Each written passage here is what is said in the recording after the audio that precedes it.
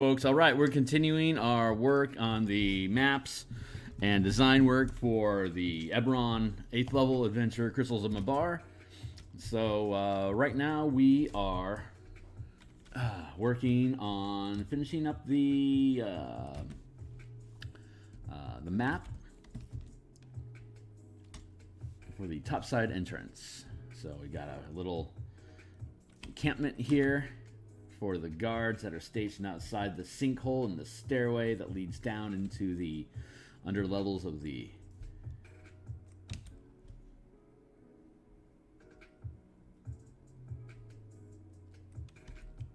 Karnathi military lab. So we're going to boom, boom, boom. You know what? I think I'm going to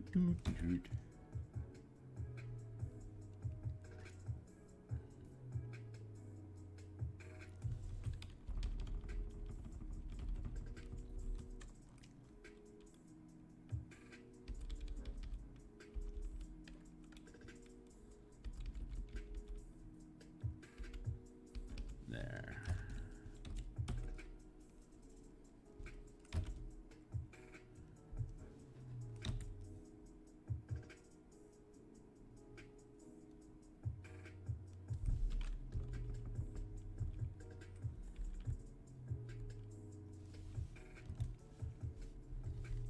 There we go.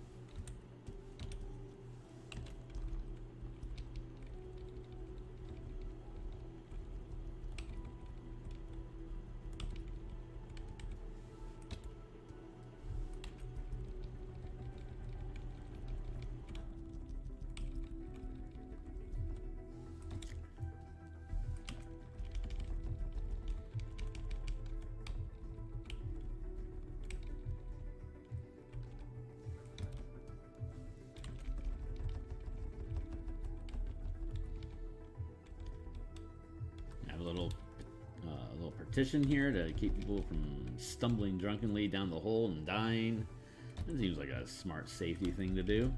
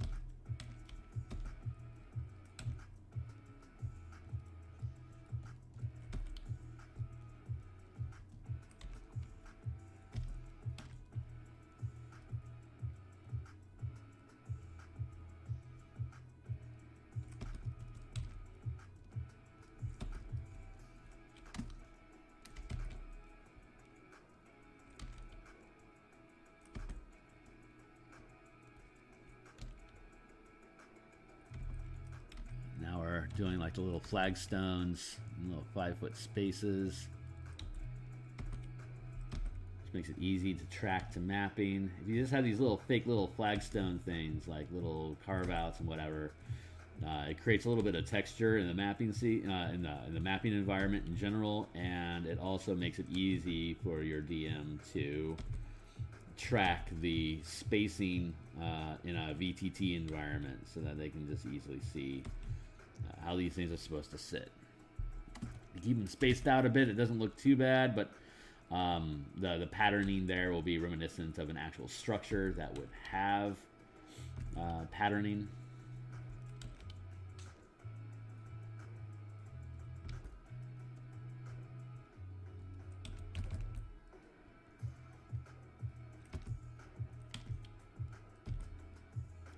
Normally, I would want to have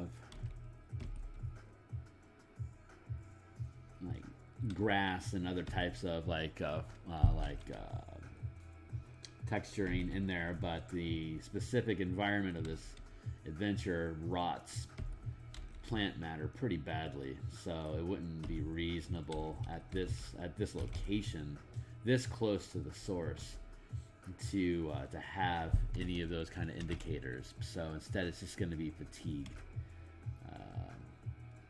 like cracks and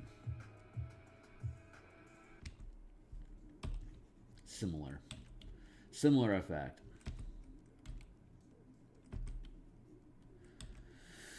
I could literally spend days. Well, I mean, I've spent like maybe 3 hours, 4 hours on this map, but you could spend days inside of little subtle textures and details that don't necessarily improve the readability of the map, but as a professional product that's going to be on the DMsGuild, it's probably a good idea to give some attention to, the details. So it looks good. You just want it to look good, But yeah, having these sitting inside the PDF itself, as well as being separate JPEG documents that are calibrated and scaled to fit inside of VTT. I'm a Roll20 guy myself, but as I understand it, Fantasy Grounds and like Owlbear Rodeo, etc., they all allow you to sync. If I understand correctly, they allow you to set the pixels per square. So just having these don't need to have too much definition in each of these rocks, but having them as black and white makes it real friendly for people to be able to print out into a document. And then having a color layer underneath it, the black lines will still read proper for the mechanical information, but then having the color there allows you to lean into just having a digital asset, not requiring print color demands. Just there's no excuse not to have color on it, honestly. It ups the production time, but honestly, just painting a background or an underlayer of color underneath it's just a fun little add-on. But that's not where we are at in the stage of this right now. Where we're at in the product is just making sure that the language is going to read accurate for when this goes into edits. There's 4 acts, well, technically only 3 acts to the adventure. The 4th act is kind of an extension of the 3rd act as like a finale. So it doesn't really make sense as its own act, but it is, the Marvel, the MCU giant monster boss fight sort of thing at the end of the movie. So having it stand as its own act for just technical detail, like how to guide people, like from to give the DM cues on what phase of the adventure the characters are in. Throughout the document, we have like, once this is like here's trigger events that moves you from one act into the next, and their location and their actions are largely going to inform what act they're inside of, and what happens in the environment is triggered by the act, and the act is triggered by the location. So it's a closed loop. But the way that the adventure is designed is that there are, as I stated in previous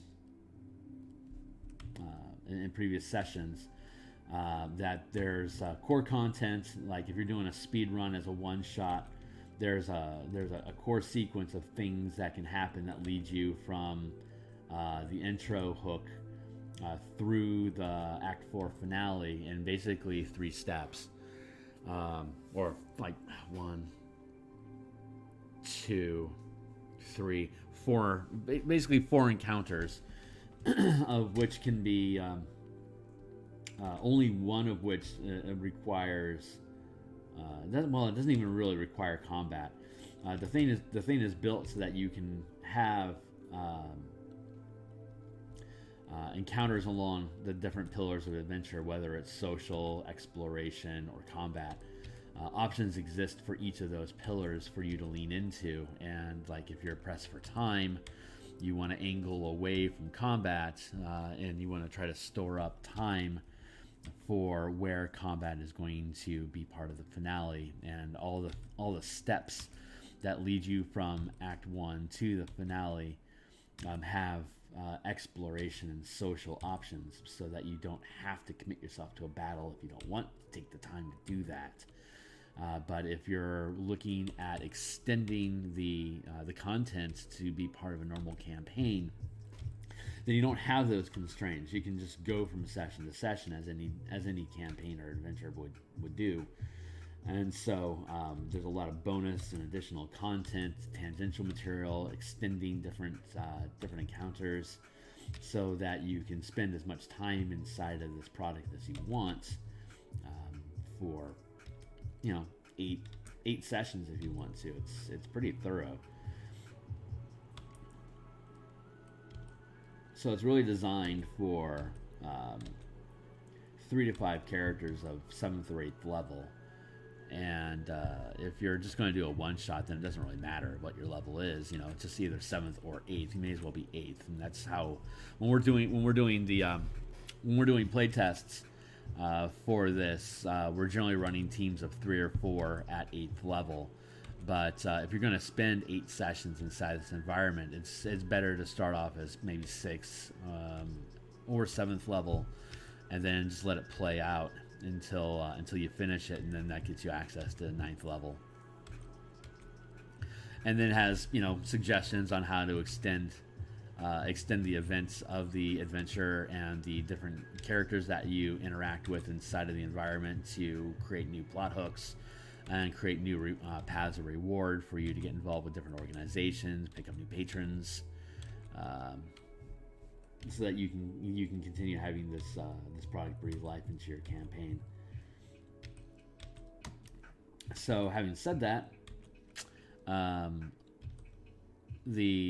each of the different encounters inside of the each act gives you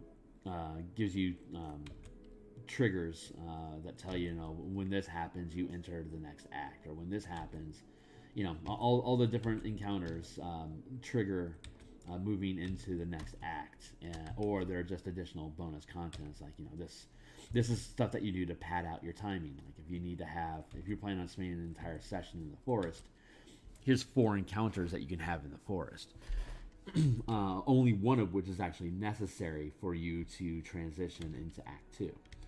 So if you're doing a speedrun one-shot, then you can just take that one single encounter and then just ignore the rest of the content. But if you want to take time with the book and read it cover to cover, you get a lot of narrative information for you to understand more about what's going on and how these different pieces all fit together. It just becomes a better product, even though you might, if you're doing a speed run, like if you're a professional DM and you want to pick up this book and you're planning on doing 2 sessions, after you read it cover to cover, it's like, okay, great, I want to borrow 2 of the encounters from the forest. I want to have like I want to skip the Thorpe in scene 1 and go straight into the forest and have 2 encounters in the forest. And then once they transition out of the forest into Act 2, then I want to have like the cemetery and plague mode, like 2 encounters in the plague mode. That'll be a solid 4 hours of combat adventure and a couple a social encounter, and then 2 exploration opportunities.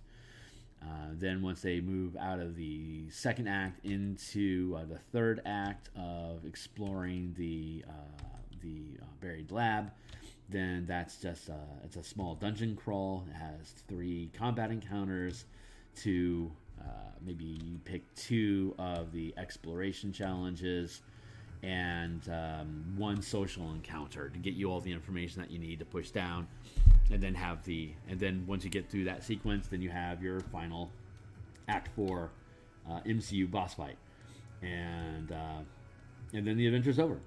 So there you go. And then when you go through, as again, as a professional DM, if you're planning on looking at content that you can run multiple sessions with different groups, then you can take that same sequencing. It's like, well, I think I want to swap out 2 of the forest encounters, go with the core single encounter, and then instead let's pad out, have like the fort and the cemetery in Act 3, or let's add the optional dungeon floor during Act 3.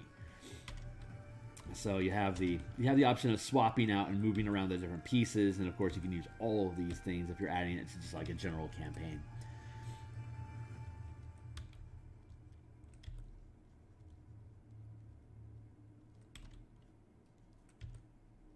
So it's not intended as a one-shot, but it can be ran like I think we're going to end up having like Appendix D is going to be one-shot scenario, and like just basically providing hyperlinks throughout the documents, like go here, then here, then here, and then you're done. That sort of thing.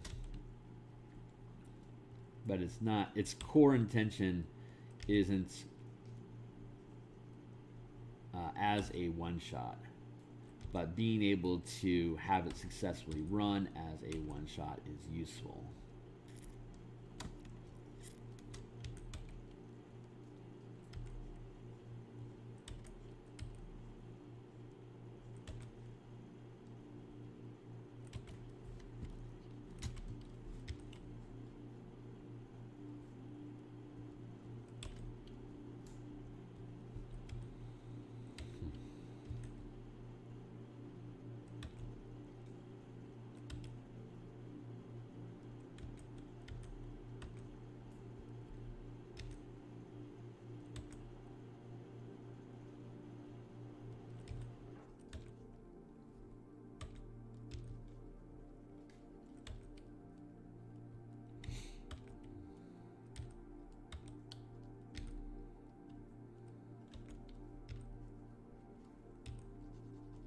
Though it's been a lot of work getting this built, and because this is the first time I've structured an adventure for sale production, but I'm liking the format. And I have the next Eberron adventure that I want to build in the same format style.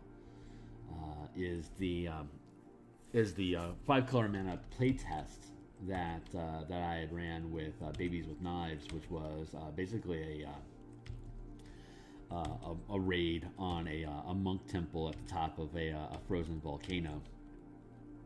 And that was built basically as like a 6-hour one-shot that we broke up into 2 sessions. And if you check out the link below, the products that are listed there have a link to the YouTube.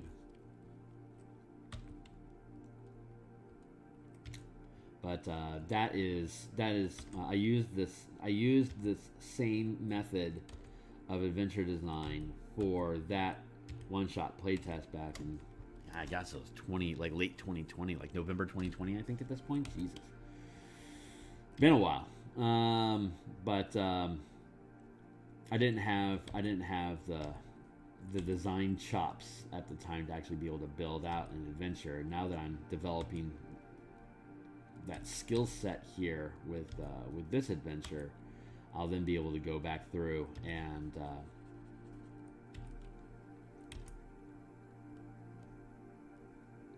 build out that adventure into the same sort of toolkit. It's the idea of building a toolkit instead of like a linear adventure. It's built linear. It takes you from one act to the next. But as a toolkit, it provides a lot of like tear out content. Like you can, like the cemetery that we have can be a standalone piece as just something to drop into your campaign if you wanted to. Like if you're doing a Ravenloft thing, you can easily drop the cemetery into a Ravenloft adventure.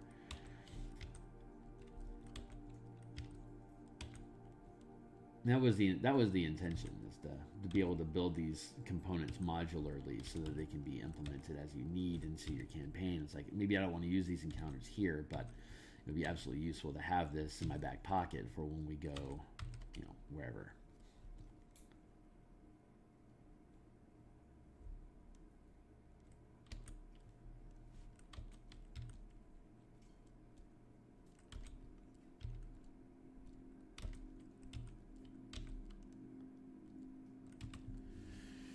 Not bad. Where are we at? We're at 7 o'clock? Awesome. So let's see. We're going to have...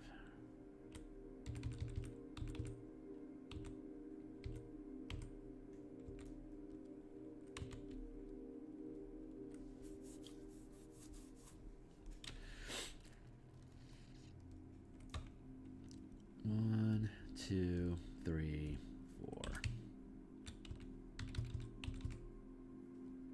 1, 2, 3, 4.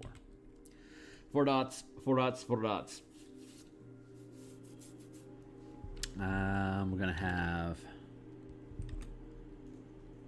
dot number 1, the camp. We're going to have dot number 2, the shaft. Dot number 3,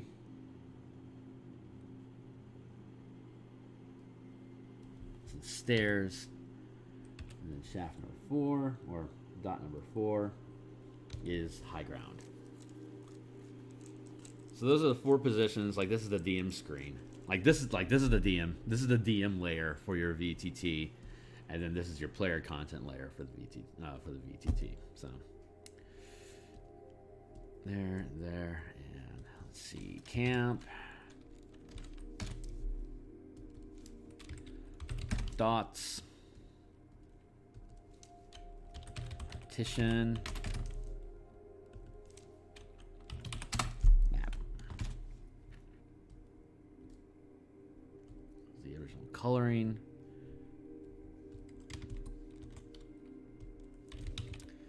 Trash. Color.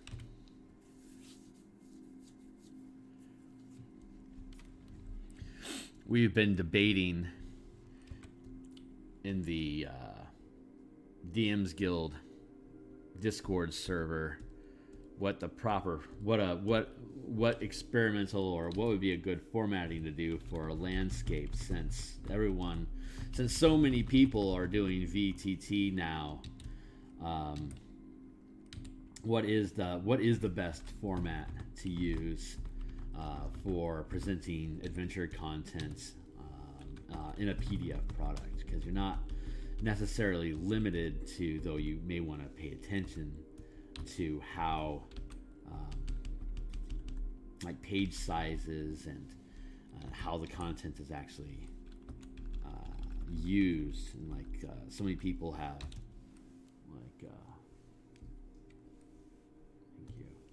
like like so many people have a monitor that's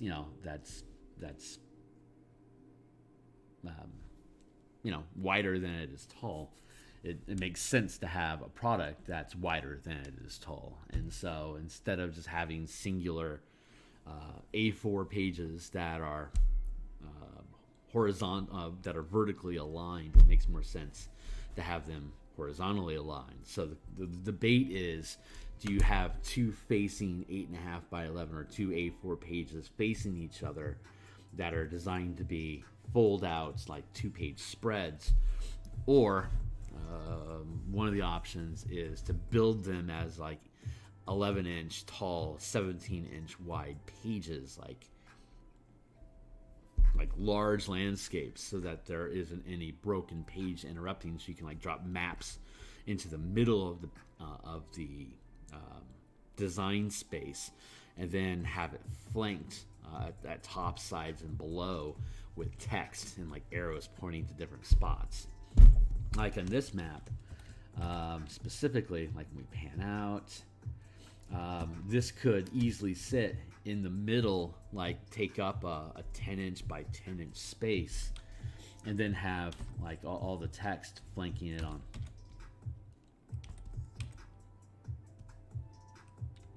What's going on? What am I? Oh, okay, that makes sense. So, I have like text here, and then text here. And you can have blah blah blah text at the top, and you can have blah blah blah text at the bottom. Like if this is a 10-inch tall map, I could take, or like even 9 inches on a 11 by 17. If this is a 9-inch by 9-inch map space, I could have the title of it at the top of the page, and then have hold on there.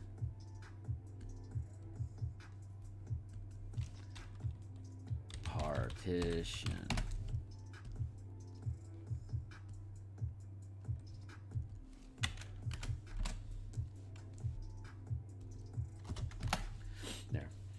Yeah, so we could have the title of it at the top of the page, and then like it's a 17. Jeez, if it's a 17-inch space, and we're only going to eat up 9 inches of map in the middle of the page, and so you then have 8 inches left over. So that means you could have 4 inches and 4 inches on either side, with a 1/2 inch inset margin, and then a quarter inch inset between the text and the actual image of the map. You then have 3.5. You have about 3 1/4 inches of text space on either side, and a normal map has, or a normal page has 3 3/4 inches. So we probably actually want to make this an 8 by 8 map in the middle of the page, so that we could have 2 flanking columns at 3 3/4 inch panels on either side that run 11 inches. So you've got a full column on either side. You got space for title on the top, and if we eliminate any bottom or top margins for larger maps, you could have a map extending 8 inches wide, and then 11, 22, 33, however many inches you want, just having it aligned vertically, so you can just have a large extended space. So that's some of the ideas that we're playing with, or If it's a light intent, like if it doesn't require a lot of text, you could have an 11-inch by 11-inch map space, or maybe 10-inch by 10-inch map space, leaving 7 inches off to the side to have a larger layout of text being provided on off to the side. And then any of these things can be loaded in as just separate JPEG images that can just be dropped in. Just you build the VTT page to be 11 by 17, or maybe like if you're going to do like say 1/4 inch, like each square is a 1/4 inch on the actual page of the map in 11 by 17, then you could have a 44 by 68 inch 44 by 68 square grid on your VTT, and then when you drop this in on there, you'd have a lot of white space available, and then you'd have your fog of war, and then you would only be revealing parts of the map that are relevant to the actual map in the middle of the page, and then you have all this flanking space with text that you'd be able to directly read in the VTT environment. So aside from the PDF that you could have open and you can just like Alt-Tab to. So these are some of the ideas that we're playing with. We'll see how it shapes up. Don't have to have super intense detail in the actual map itself.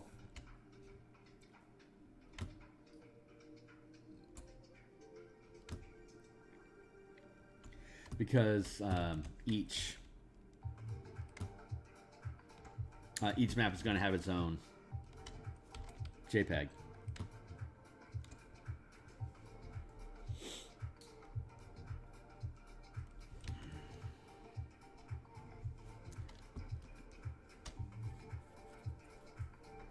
Yeah, it feels good.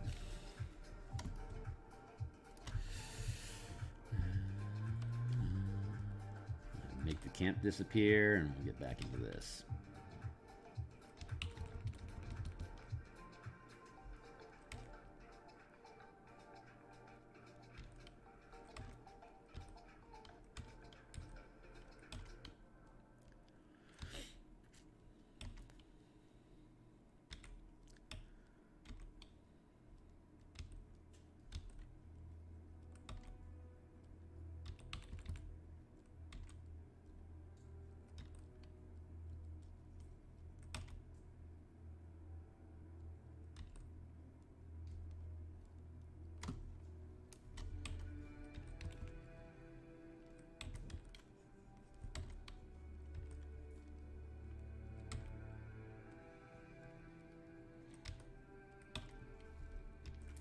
So let's see. We'll have. I mean, this map is essentially finished. I'm just padding out my time because I've got another 40 minutes before I have to get on with my day job. So like I said, I'm just padding out time right now and just working on some of the more, the details that that got to get worked to have a final product.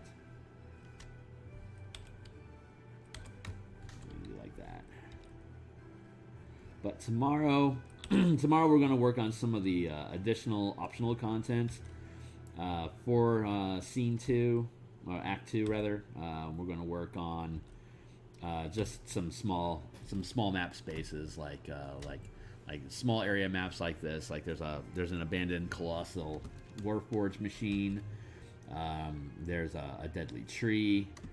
We did the sinkhole map earlier this week. It's going to be similar to that. Just like little vignettes that are like little one-shot exploration or combat encounters. Just that are there to pad out time for people that are going to run multiple sessions with the adventure as a toolkit.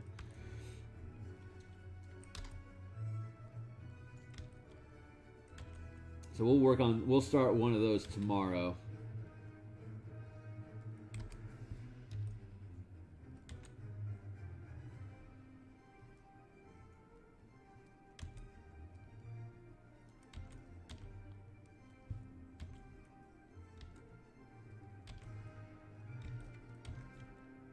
And those are all the content, the map, the accompanying terrain illustration, and the stats for each encounter are designed to be contained within at most a single A4 page. That if we're going to end up doing a 2-page spread, then you can have 2, potentially 3 of these optional extending encounters per spread. So that's why it's important to figure out if it's going to be an 11 by 17 single page, or if it's going to be 2 separate A4 pages that break up the content, because you don't necessarily. We're still debating whether we want to have, like, if we're going to go with 2 facing A4s, if it's okay to have like half the map on one page and half the map on the other page broken with a seam that's going to, only show you half the map if you're not actually viewing the PDF as a 2-page spread layout. So if you just build the pages so they're 11 inch by 17 and then orient them to landscape, then the PDF will automatically display the full 17-inch spread, and then it'll just be up to you to zoom in to be able to read it properly. And so that's a mechanical detail that needs to be resolved. But beyond that, if it's going to be that large of a space, it allows you to have, or me to have, a ton of room available for producing a book cover, which I'm kind of excited about.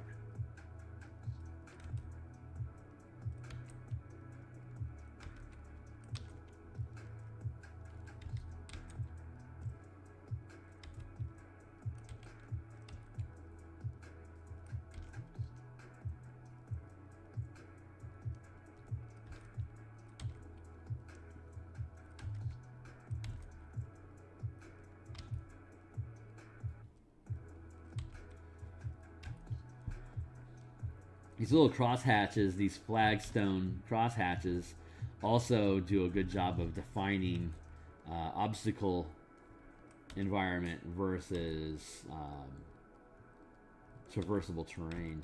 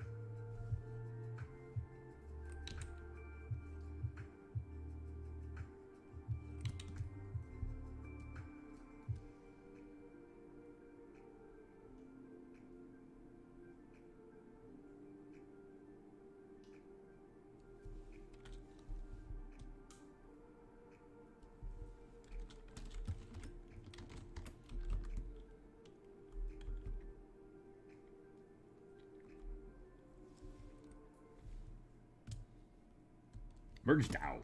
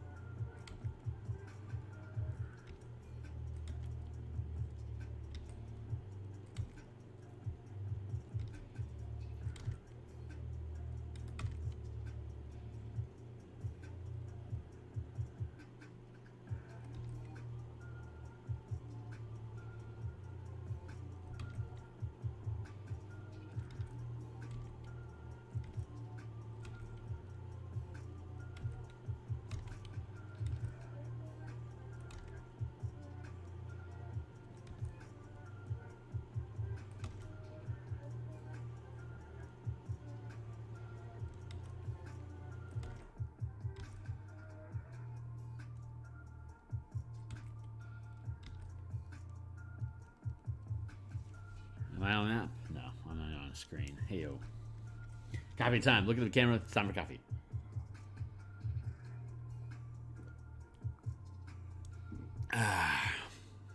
You're on mute. I love that mug. It's so funny.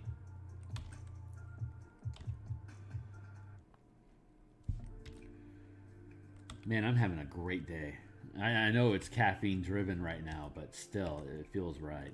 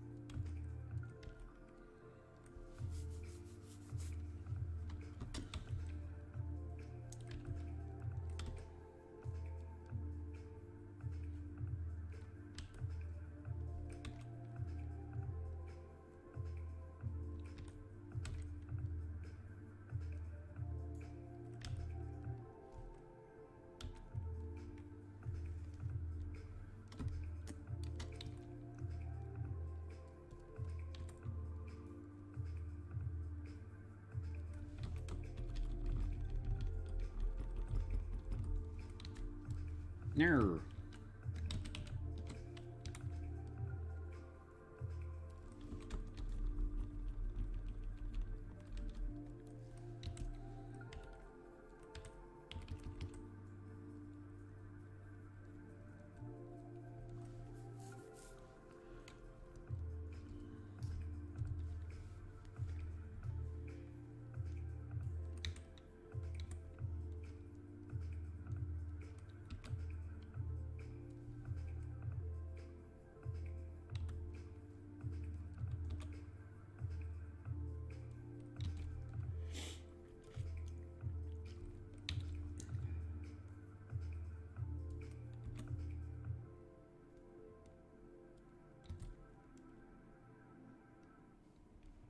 5, 10, 15, 20, 25, 30, 35, 40, 45, 50, 55, 60. 5, 10, 15, 20, 25, 30, 35, 40, 45, 50, 55, 60.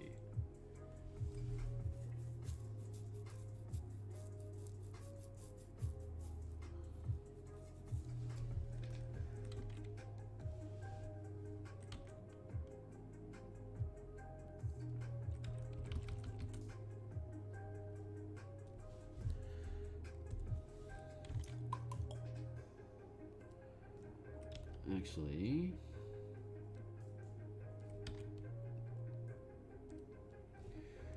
here and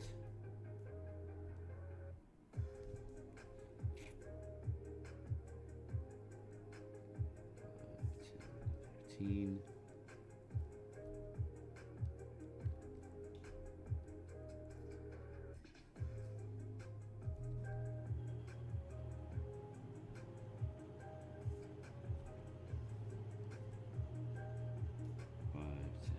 15.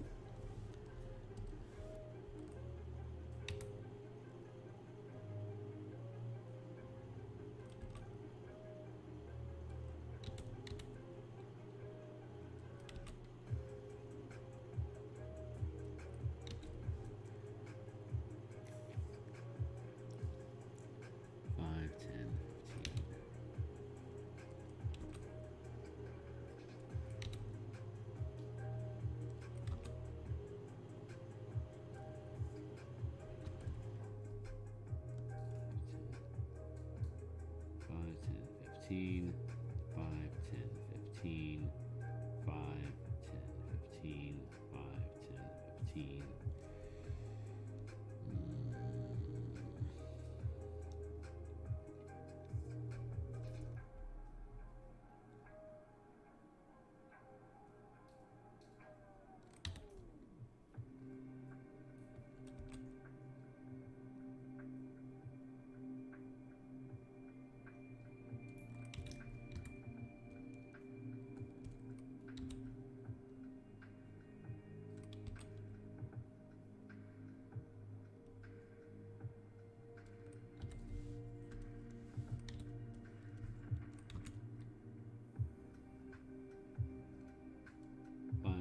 15, 5, 10, 15, good.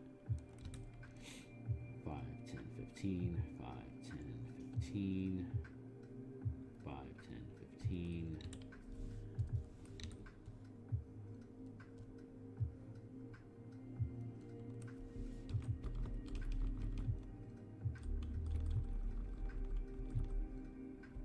There.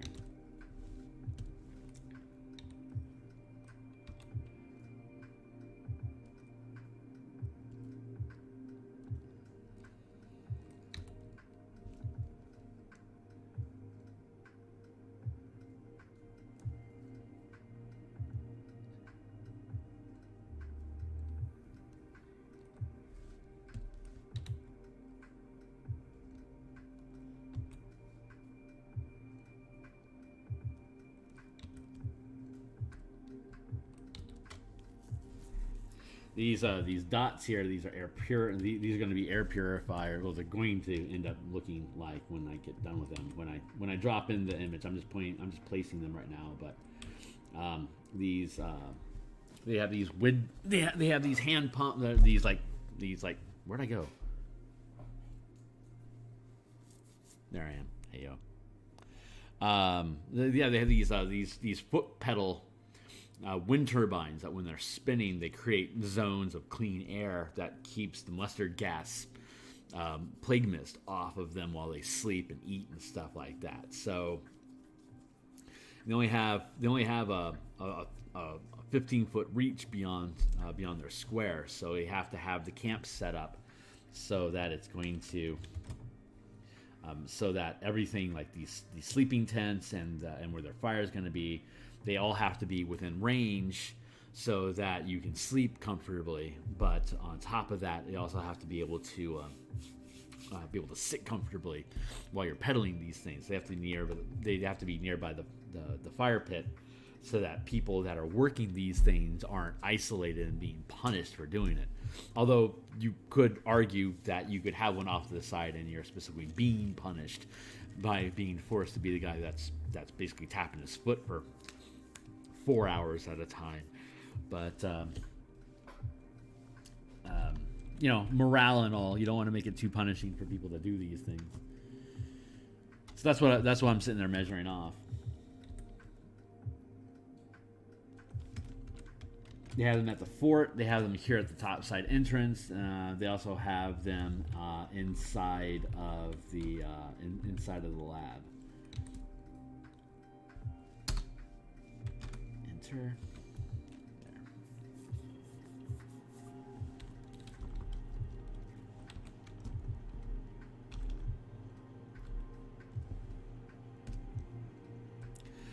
March down.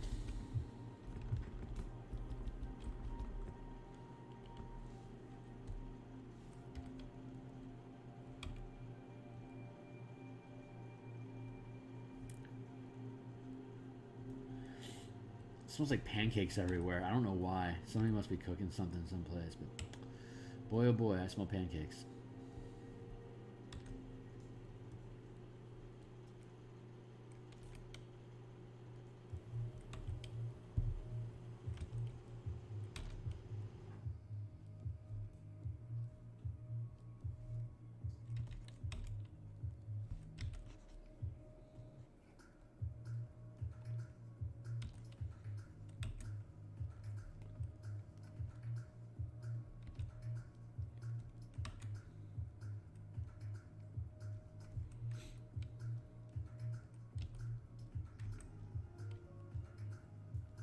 What a fun environment.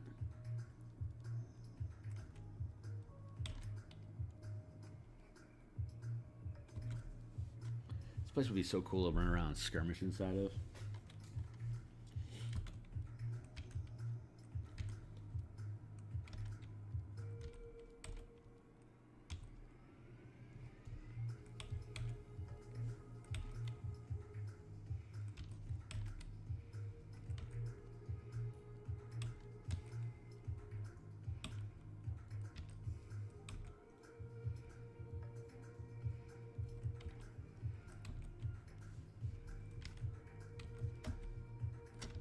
What time is it? 7:35. We're doing great. Oh man, we are doing great.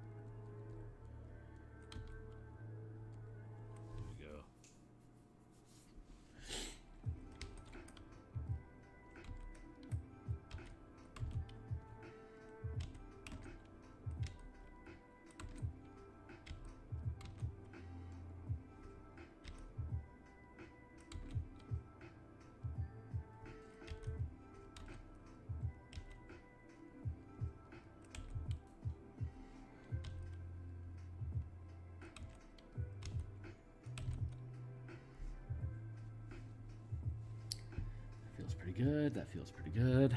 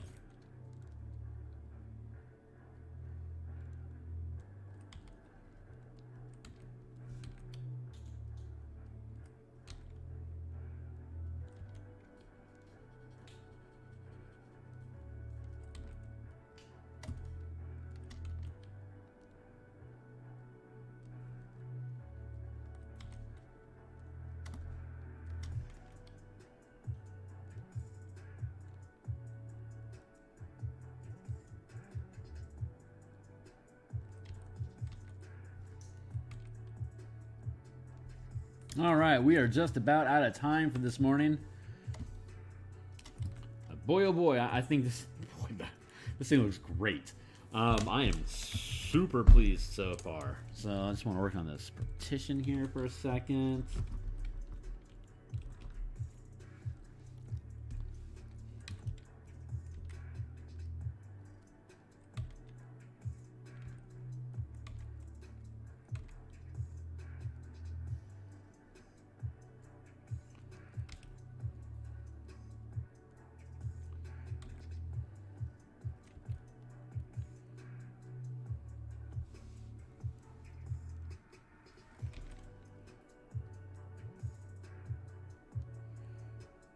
And now we're about to cut. We're going to be back tomorrow. Yeah, I think this is pretty good. So let's just drop the dots in here. And let's see. I think we can reposition.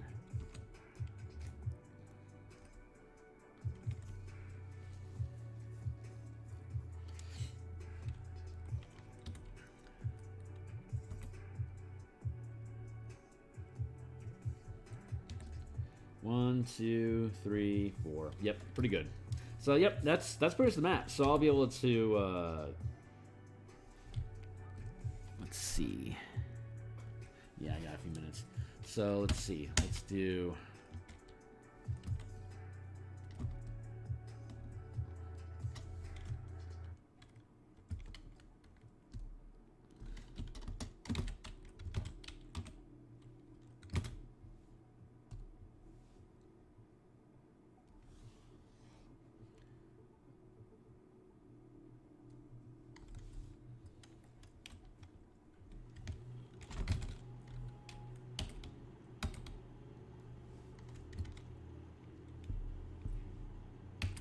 save that there.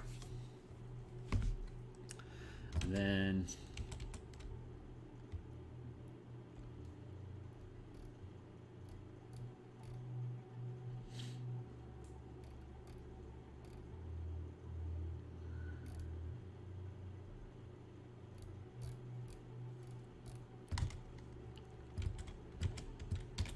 got that saved.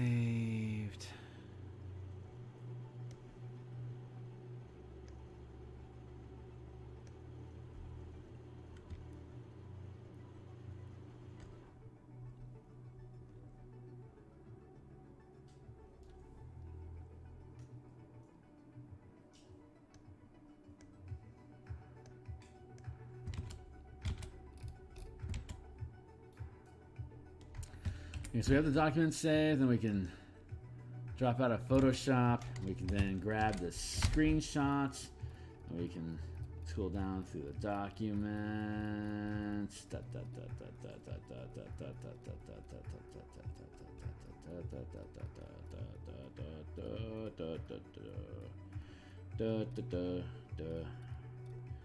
Here's the different hooks. Here's the location. Summary.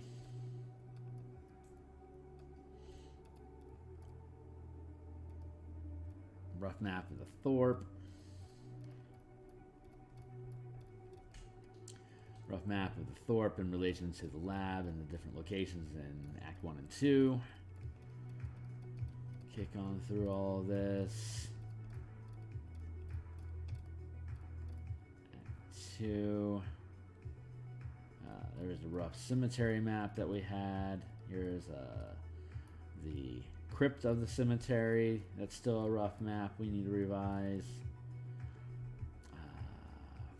Fort map, rough. And then Topside lab entrance. And then optional hooks.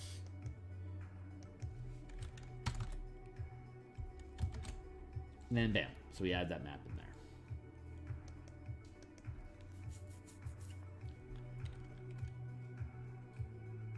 We got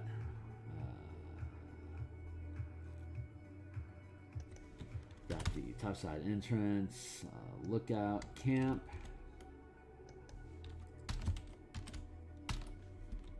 And then you got area 2, which is the drop. Area 3, which is stairs down, and then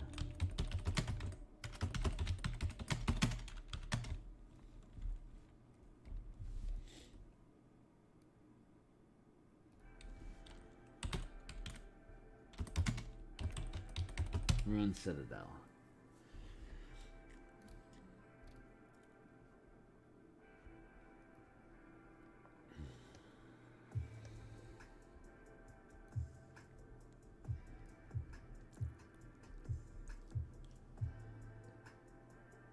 There are no markings of indications what this Billiion was. There's the focal point of the manifest zone Mabar, and then Claw is using to further in-depth research. Any adventurers making a successful will overhear one comments.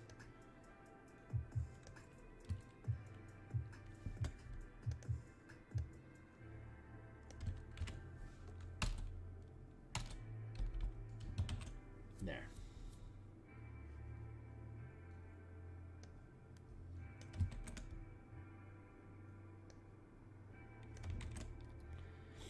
And then flesh out the descriptive details. See, now that we know what the adventure, the different 1, 2, 3, 4. Now that we know what these different points are, we can actually flesh out the description for each of them. Like we already have this D6 table of different random comments that you can, like, if you stealth your way in, like if you sneak in over here, or if you sneak in and hide behind here, we'll have a bigger map so that you have more space to play. But there's a lot, like, since the sentient people are focused in this area around 1 where these air purifiers are going to be at, then that centers the social encounter to that area, social and combat encounter to that area. So you can listen into what they have to say and decide what their actual disposition is, or you can assault them, or you can attempt to avoid them. Like if you want to avoid them, you could maneuver your way around the camp and then just drop down the shaft into the dungeon below, or you can sneak around and then take the stairs down, and then on other maps you can see that this staircase spirals around this entrance down to the bottom of the dungeon, where you can then start engaging with Emerald Claw within there. So there's a lot of different ways you can approach this depending on what you want to do. And so if you're going to take time to listen into what these guys have to say, you can start seeing some of their mentality about, what's going on here, like them versus the fortress, which is another location, or little nagging questions about what's going on. People are disappearing, having to chase people down, guarding the thing. It's like there's a narrative being created just by listening to what these mercenaries feel about the environment that they're sitting inside of. So more to come. I appreciate you guys tagging along and seeing what we got going on here. Tomorrow we're going to come back and we're going to start working on another map. So thanks a lot for being here. We'll catch you on the other side. Cheers.